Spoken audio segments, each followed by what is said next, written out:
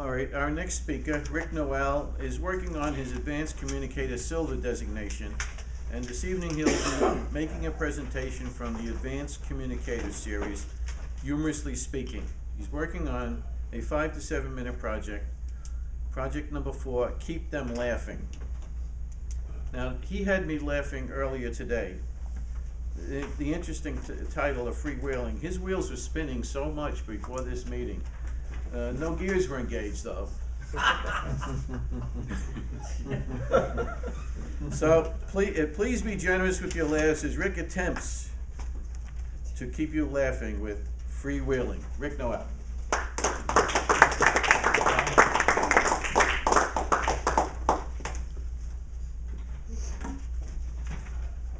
Well, I was going to talk about a different topic tonight. I was going to talk about hyper dieting and vigorous exercise, but when I tried to take the after photo, I couldn't quite fit in frame, so I thought that would be freewheeling in and of itself. So instead, I've decided to talk about something that I think you'll relate to, which is how to deliver an excellent speech. And what are the 3 elements that make an excellent speech? The first element, I believe, is to understand your audience.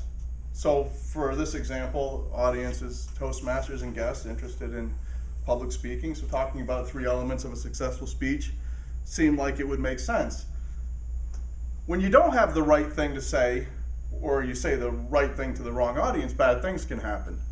So I'm thinking back through my memory bank to when I was 9 years old, much of a brat like I am today still.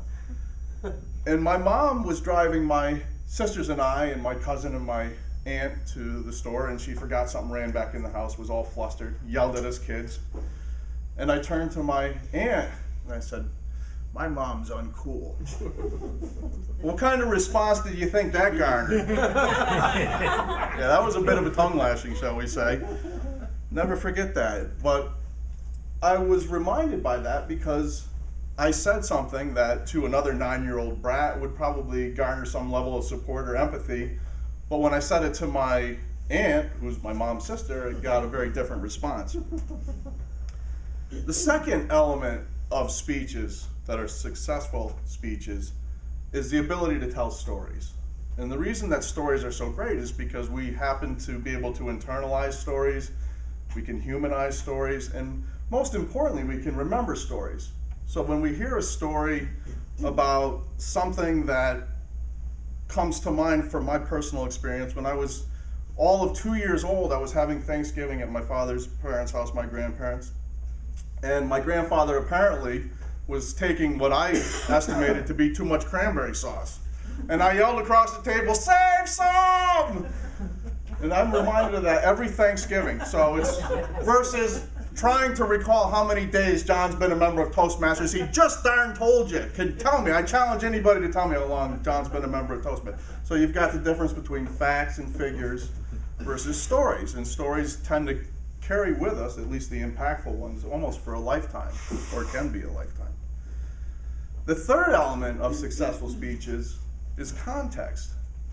So you have to understand your audience, you have to tell stories, but then you have to connect with the audience via context. So let me give you another example. I was interviewing for a position with company YouTube Edit, and when I was interviewing, that right there, in case you missed it, that was some fancy technology there, editing the sound. In case I, never burn bridges, right? So I'm interviewing with this company, and I didn't get a job. I mean, go figure. I couldn't imagine. I thought I hit it out of the park. It was an excellent interview. I prepared for it. I drove sick to it. I had to get a rental car because my car broke down. And I made it back to class that night. No phone call. Alas, no phone call. Reached out for feedback because, like anybody who's interested in improving themselves, we want to understand, why didn't we get the job? We get the feedback.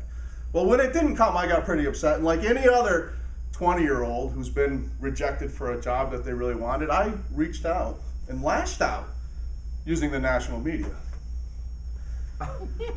Some of you might be familiar with a station that used to be popular called Z-Rock. They played classic rock, heavy metal. I knew you would remember them. Well, and I called in during the lunch hour request. I didn't actually call in. We had to fax in our requests. And I put myself in the context of the program director who's getting faxes from all these different places across the country. It's a national syndicated radio station. And I'm thinking to myself, if I was that person, what would make a fax stand out? Because faxes at the time, computers were kind of new. I was speeding on my 486, before Pentiums were even available, and I was in quite the hot rod on my 28K modem, really rocking the internet. And I faxed this fax that said, Z-Rock rocks, and would you please play this request to company YouTube edit? Well, I got another thing coming. And then they actually read it on the air. I don't know what this means, but this is a request from Rick Noel to YouTube edit, and you've got another thing coming. And the announcer went on to play one of my favorite songs by Judas Priest, You Got Another Thing Coming. And I would never have gotten to stick my tongue out at this company on the national airwaves, which I did record and will hopefully someday find in my house. The kids will believe this story. But the key to that is putting myself in that person's context. That context, I'm very busy, I'm getting faxes, how do I stand out? How do I get my message out without hopefully burning bridges in the future? So finally, in summary, the key points to take away from this are whether it's a speech, whether it's a marketing message, whatever you're trying to communicate, make sure that you have a really firm understanding of your audience.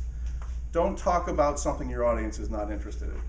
The second key aspect is to make sure that you're telling it in the context of a story. People can really get their arms around the story. Rob's story, which is a great story. I bet you a lot of you will remember that a lot longer than how long Rob's been a Toastmaster, for instance, which is also impressive.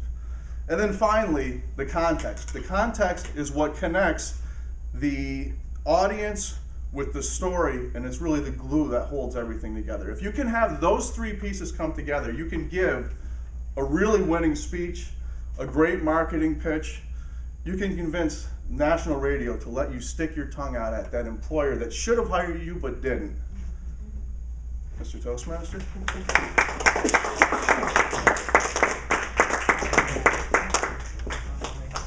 Can we take 2 minutes to evaluate Rick's presentation?